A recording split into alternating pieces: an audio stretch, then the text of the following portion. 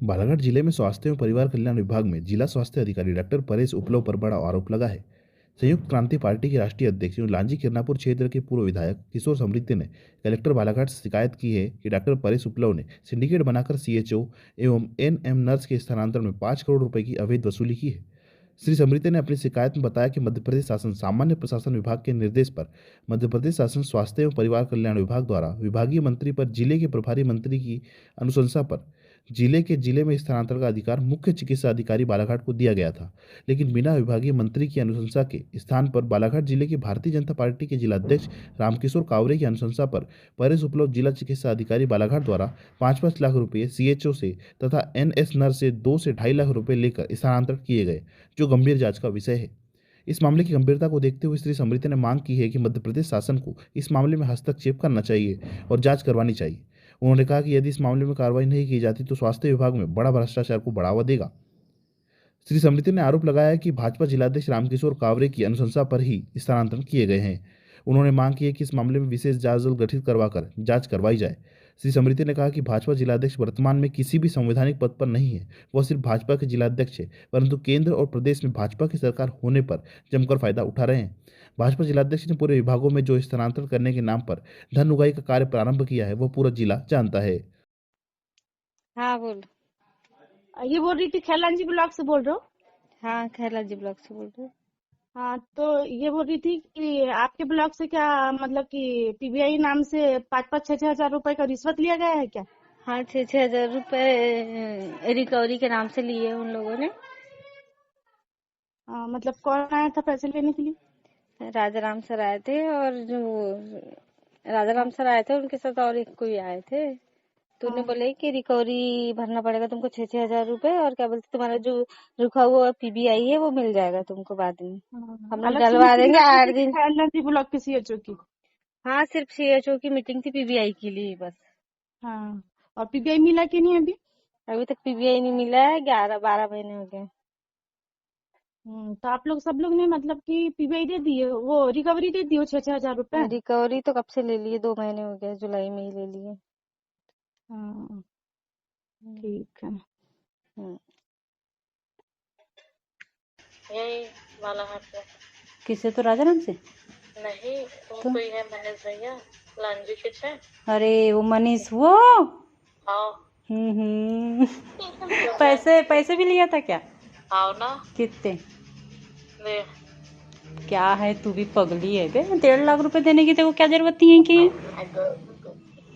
तो सुनना। हाँ। वो लेटर दिखा बताना मेरे को। मैं वही ना, मैंने बोली है कैसी चुप है भाई, मैं कल से ही बोल रही हूँ मेरे को सच में नहीं पता। पर ऐसे कैसे हो सकता है, तेरे को नहीं पता? सच में नहीं पता रेखा।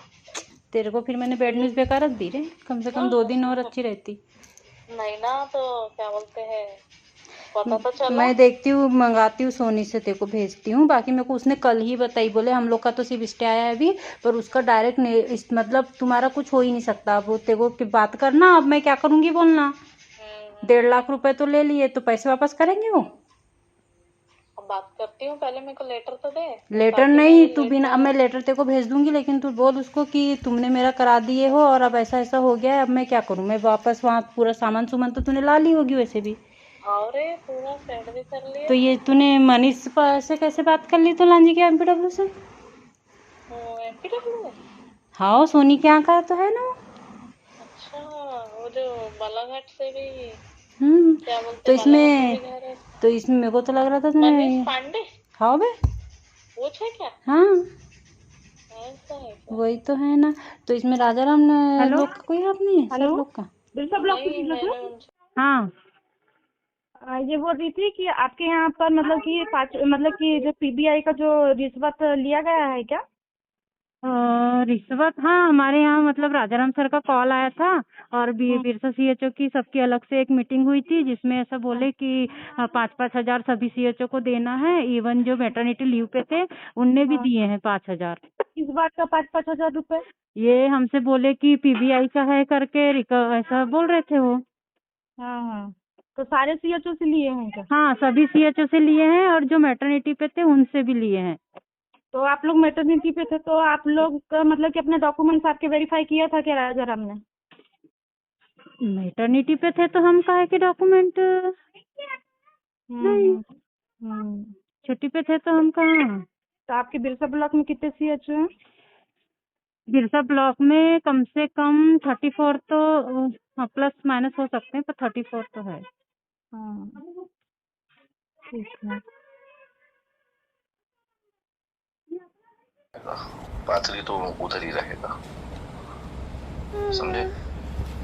सर ये चीज़ है कि मतलब मैंने पाथरी में हर चीज़ अपने इससे बनाई हूँ और मेरे को मतलब मैं अच्छा काम करी, सब करी, उसके बाद में मुझे मतलब बिना मेरा किसी सा ये इसके हुआ है पाथरी और में वो जो तुम सबको गई हो बता रही ना, है कि मैं मेरा तुम्हें म्यूचुअल हो रहा है के सुनो, मैं तुम्हें क्लियर बता दूं, पाथरी से जो तुम गई हो वो सिर्फ एक ही कारण से गई हो, जो सीएचओ आ रही है वो उसी जगह की है, तो वो कटोरी की है सर, मेरे मामा गाँव की है और वो। वही आजू बाजू 500 मीटर या 1 किलोमीटर के आसपास के रेडियस की हो, तो सर उसको इसीलिए मतलब आप गई हो। अदरवाइज मैं तो खुद शॉक्ड में हूँ कि तुम्हारा नाम कैसे वहाँ पे, क्योंकि लिस्ट मेरे पास थी। आखिरी 16 तारीख को ये चीज हुई है, उस समय मैं नक्सल पीएम में बैठा था। उस दिन मैं उसमें नहीं था लिस्ट वाले, नहीं तो मैं बात कर लेता। और इस बात की गवाह राजा, होमेंद और बीसीएम है, क्योंकि मैं नक्सल पीएम कर रहा था 16 तारीख को। सर क्या तो पूरी लिस्ट तो बताएं, मेरे सामने ही थी। क्योंकि ना मेरा ससुराल है उधर का, ना मेरा मायका है, ना मेरे कुछ है। मैं मतलब इतने शौक में हूँ कि मतलब ये क्या हो गया। नहीं, और आज मैं परसों भी गया था, तब भी सारे लोग बोले कि सर आप प्लीज कुछ करो। मैं पैसे भी लगा पड़ा था, पर संजोग से नानू भैया मिल ही गए। 2 घंटे बैठे हम नानू भैया के पास। आप मोमेंट से पूछ लीजिएगा, मैंने खुद से बात किया भी हूँ, तो उन्होंने मेरे को बोले हैं कि 1 हफ्ते, बट ऐसा ये करना बहुत गलत है सर। मेरी बड़ी बद्दुआ है, सच मैं बता रही हूँ सर। मैं बोल नहीं सकती, मेरी आत्मा इतनी झंझोर गई ना इन सब चीज़ों में। किया हूँ कुछ, मतलब मैंने तो उसको भी बोला, उसके साथ में हमने टीचिंग करे है नर्सिंग कॉलेज में बमलेश्वरी के साथ में, और हम एक दूसरे को जानते पहचानते हैं, और मतलब नंबर सेव है। जब मैंने उसको पूछा सुबह कि मैडम तुम्हारा ट्रांसफ़र हो रहा है क्या, नहीं बोल दी उसने। मेरे साथ तो बहुत बड़ा धोखा हुआ है सर। यार अब ये बड़े लेवल से होता है, अब अपने को तो पता भी नहीं था। पता रहता तो हम तो तुमको पहले ही बता देते। लेकिन निराशा एक बात है कि इस चीज से तो मैं खुद भी दुखी हूँ कि, और उपलाव सर भी आए थे, तो मैंने बोला भी सर प्लीज, तो उन्होंने बोले हैं ठीक है 1 हफ्ता। वही नानू भैया ने भी बोले सपोर्ट लिए हैं तुम्हारा भी, बस बोले यार पास ही नहीं हो पाएगा। सर जब बसी बसाई सीएचओ को मतलब कोई दे नहीं पा रहे हैं और मेरे को दूसरी जगह वो भेज रहे हैं, तो मतलब ईमानदारी से नौकरी करने का कोई सिला नहीं है। ऐसे मतलब कोई भी आ करके मतलब पॉलिटिक्स का सपोर्ट है या कुछ है तो ऐसे मतलब आ जाएगा इकट्ठे, तो कितना बुरा लगेगा सर। देखो पॉलिटिकल एंगल तो हर जगह चलता है, आपको भी पता है। अब इस चीज को बढ़ाने से अच्छा है कि इस चीज को समझो। मैं ये नहीं बोलता कि गलत नहीं हुआ, गलत तो हुआ है, 100% गलत हुआ है, जो मुझको खुद लग रहा है। पहले ही हो जितनों का ट्रांसफर उसमें सिर्फ तुम्हारे लिए बात की गई है। सर इधर कहीं बालाघाट में नहीं है? बालाघाट में कहाँ बता? खुरसुड़ी वगैरह, खुरसुड़ी या मेरे को बगदारा। लिस्ट दे दे, तेरे को कहाँ जाने का मन है। इसके अलावा तू जहाँ बोलेगी उंगली रखेगी वहां पे तेरा करवा दे, ठीक? Promise sir. प्रॉमिस। अगर 7 दिन के अंदर अनुमोदन का वो लिस्ट खुलता है जो सिर्फ गोपनीय रहेगा, जो हम जैसे लोग को पता रहेगा, पब्लिक नहीं होने वाला है, तेरा करवा देंगे सर पक्का। मतलब ऐसे कि ट्रस्ट नहीं सर, मैं ना बहुत मतलब मैं बहुत सच्ची इंसान हूँ। मेरे को ऐसे ना मतलब मैं इतनी बात नहीं करता हूँ किसी के लिए। मुझे है ना, और अगर तेरे को ऐसा है तो लालबर्रा आ जा, लालबर्रा का पीएमओ भी बन रहा हूँ, वहाँ पे तेरे को जहाँ चाहिए वहाँ आप दिलवा देंगे। सर उधर कुछ नहीं है। उधर मतलब मेरा एक बेबी, आपको मैंने पहले भी बताया था, मैंने बहुत बताया मतलब ना, संघर्ष नानू करा को है। यही तो बोला, मतलब सर सुबह से रो रही है, बेबी बहुत छोटा है ये। अरे बोले यार अब कुछ करने के लिए किसी को हटाना पड़ता है, बोले अब क्या करूं, करना पड़ा उनको। वो ऐसा बताया कि उनको प्रेशर है। उनको क्या प्रेशर है सर, मतलब मजबूर कर दिए, ऐसा है। और मेरे तरफ से कोशिश ये रहेगी कि तेरे को पैसे ना लगे, ठीक? लगेंगे तो मान ले तेरे को 1 लाख लग रहे हैं तो मैं 50 दे दूंगा, ठीक? लिस्ट सर मैं लिस्ट पे वो करूँगी। तू बस अपने एरिया डिसाइड कर कि तेरे को कहाँ सुटेबल जाने का बन पाएगा। उस एरिया पे अगर हमारा जोर चल जाए और अपना बात रखी जाए तो मैं गारंटेड तेरा करवा दूंगा। ठीक है सर, मैं लिस्ट देती इससे हूँ। ज्यादा यार मैं ना और कुछ नहीं कर पाऊंगा, क्योंकि ये पूरा खेल ही बड़ा खतरनाक है। मैंने दिया था नाम, मैं मुंह खोल के दे रहा हूँ, मैंने दिया था नाम बीपीएम और बैंक का। इसके अलावा मैंने अपने आके किसी व्यक्ति का नहीं। मैं तो मतलब जहाँ हम बात कर रहे हैं वहाँ पर मतलब सब लोग अलग अलग कहानी सुना रहे हैं, तो मेरे को तो मतलब कन्फ्यूजन ही हो गया कि मतलब ये सब हुआ कैसे, क्या हुआ मतलब। नहीं, तू एक दिन आ जाना, मैं तेरे को लेटर भी दिखा दूंगा कि मैंने नाम जो लिखा, गोपनीय पत्र तक दिखा दूंगा तेरे को। जो गोपनीय पत्र होता है किसी को दिखाने वाला, वो भी दिखा दूंगा। ये ना लगे कि मैंने करवाया, वो सिर्फ बीपीएम और बैंक के लिए था।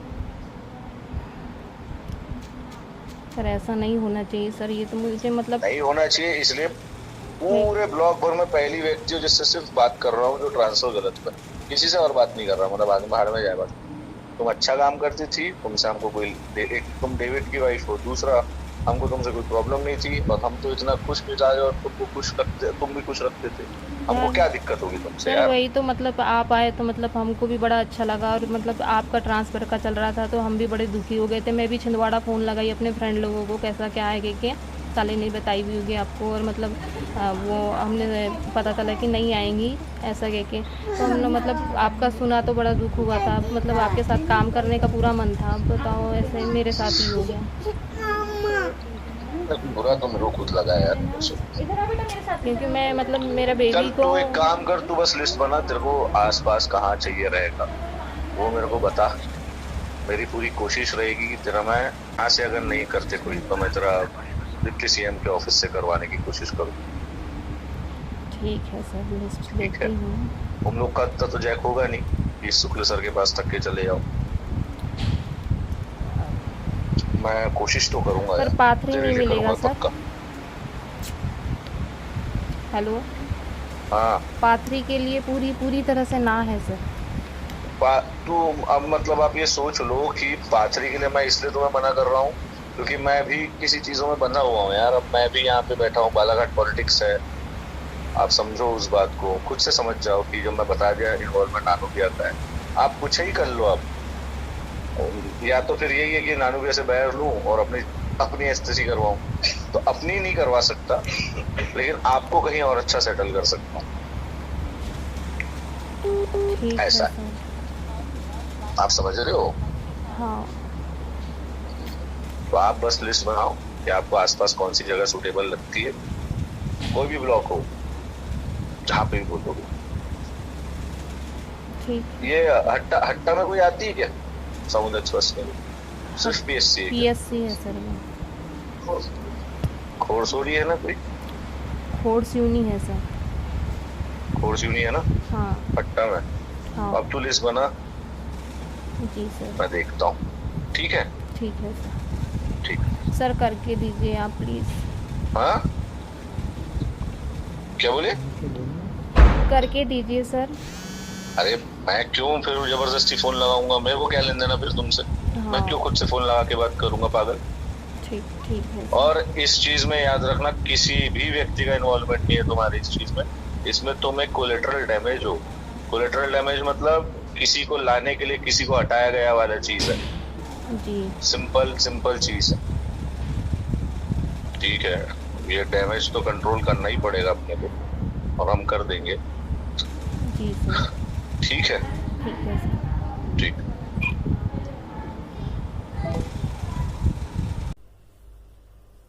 हेलो, हाय, उषा बोल रहे हैं, उषा पंचेश्वर।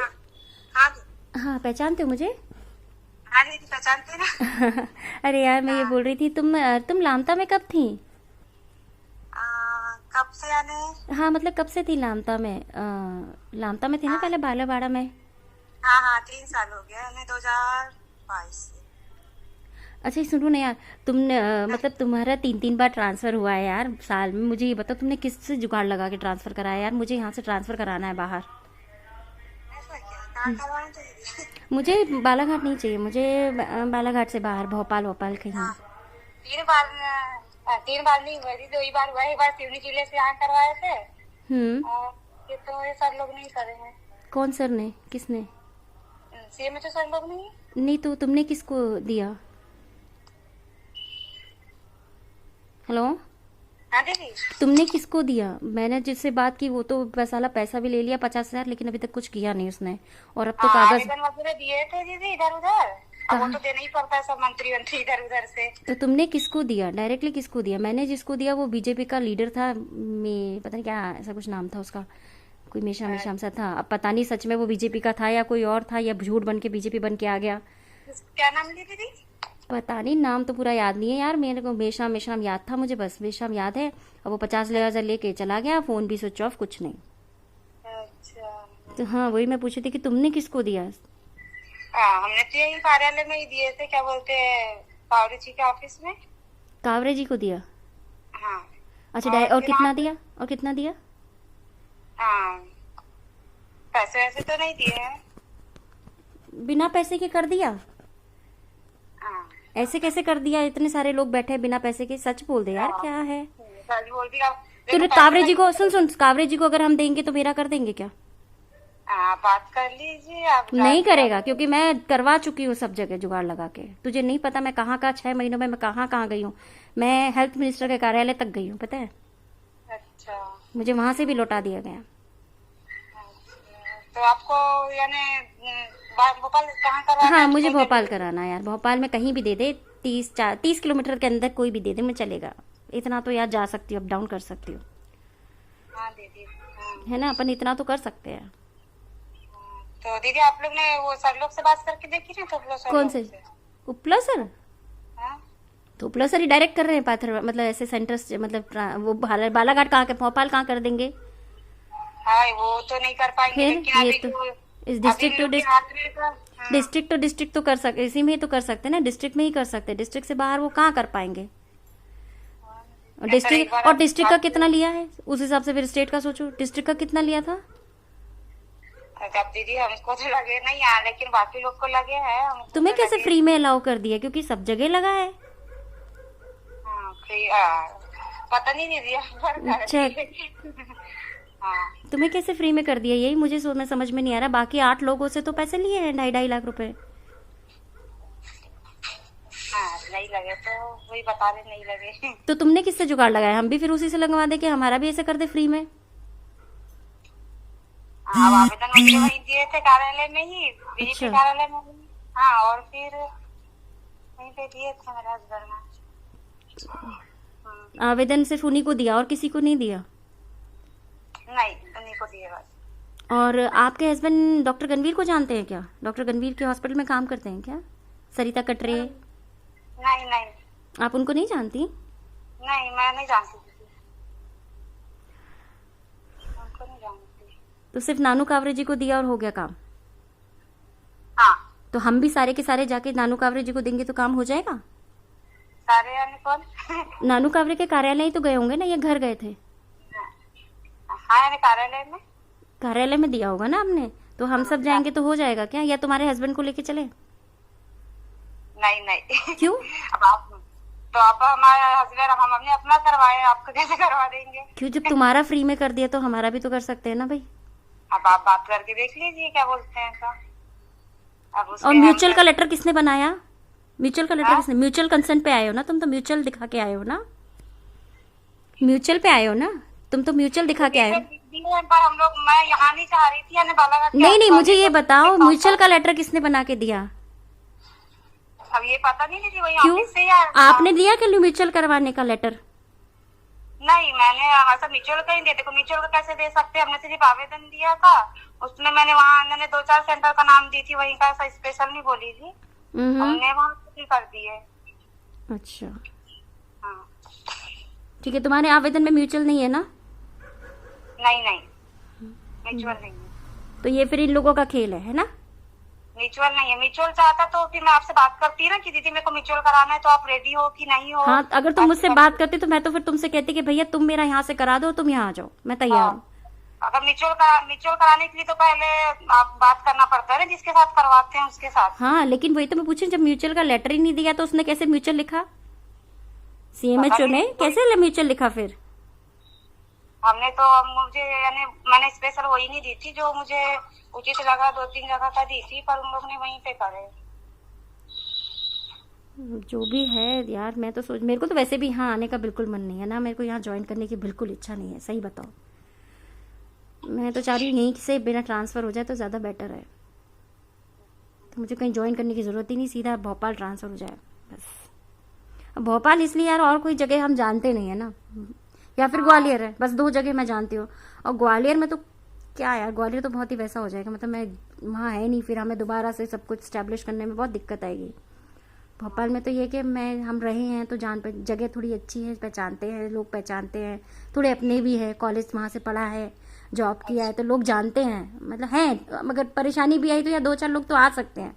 अब ग्वालियर में तो कोई नहीं जानता ना मुझे, मैं किसी को नहीं जानती, तो ये दिक्कत हो जाएगी इसने। हालांकि मैंने ग्वालियर भी भरा था कि चलो ठीक है, पास में ही तो सही, 3 किलोमीटर की दूरी में चलेगा, 300 किलोमीटर यहाँ से जो भी।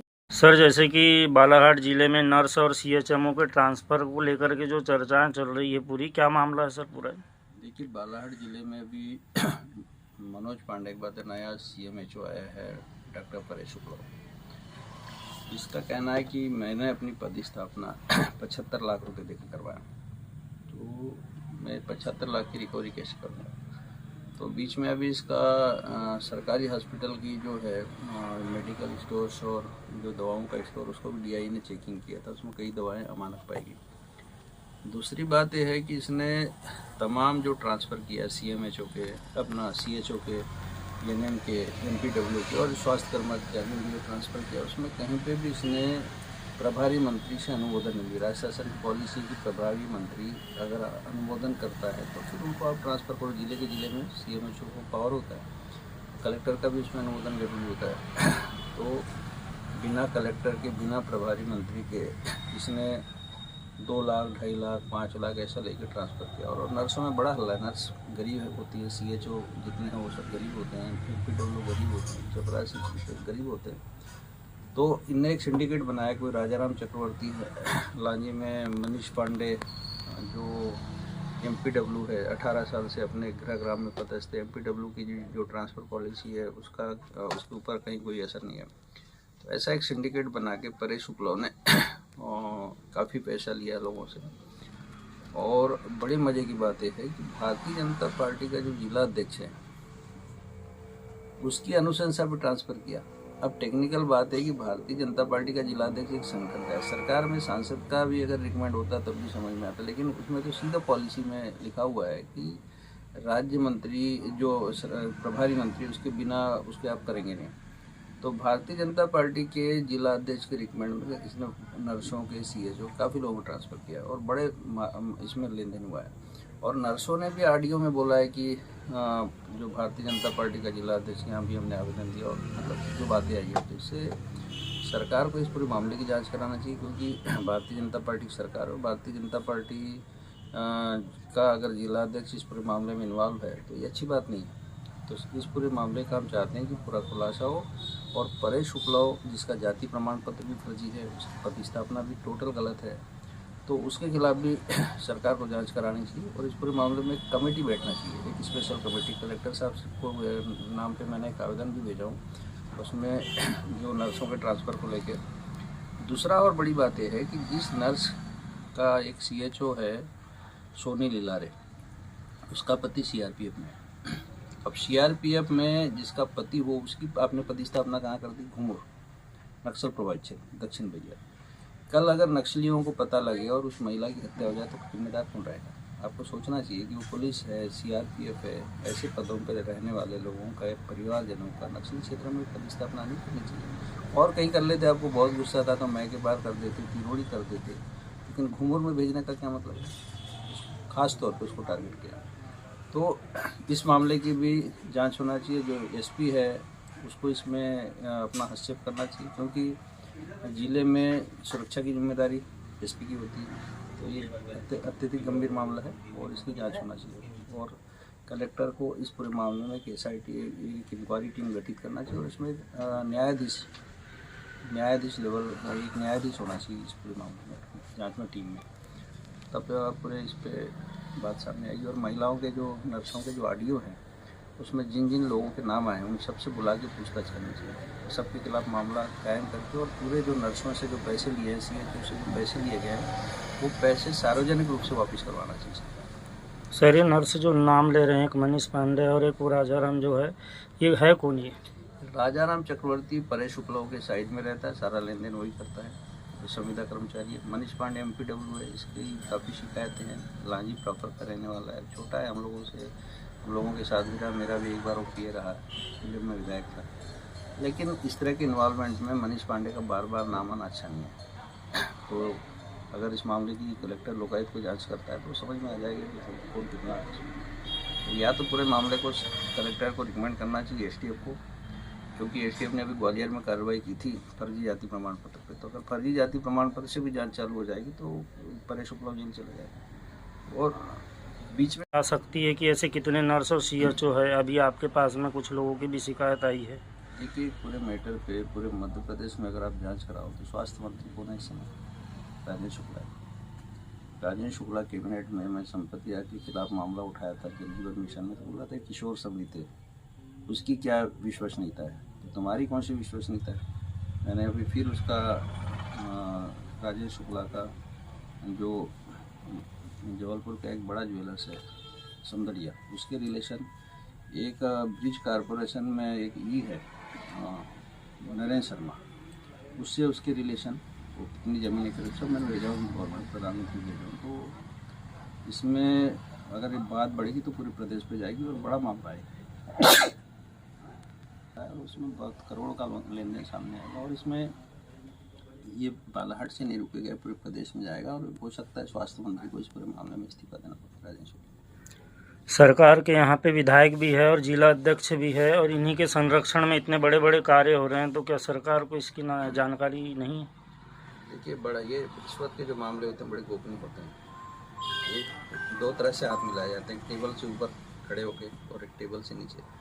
तो यहाँ पे जो राजनीति हो रही है, जो भी BJP के नेता हैं वो टेबल के नीचे से हाथ मिलाने वाले, प्रोटेक्शन देते हैं भ्रष्टाचार करने वालों को, गलत काम करने वालों को, और उनके लिए ये सड़कों पे आते हैं। ये इस जिले के लिए सबसे खराब स्थिति है, और इससे भारतीय जनता पार्टी, चूँकि यहाँ जातिगत और धर्म की राजनीति है, तो उससे लोग बार बार पावर में आ रहे हैं, लेकिन इंडिविजुअल इनका जो पॉलिटिक्स करने का ढंग है वो गरीबों के लिए नहीं है, कमज़ोर वर्ग के लिए नहीं, इसलिए यहाँ पे गरीब और कमज़ोर वर्ग सताए जा रहे हैं। ठीक।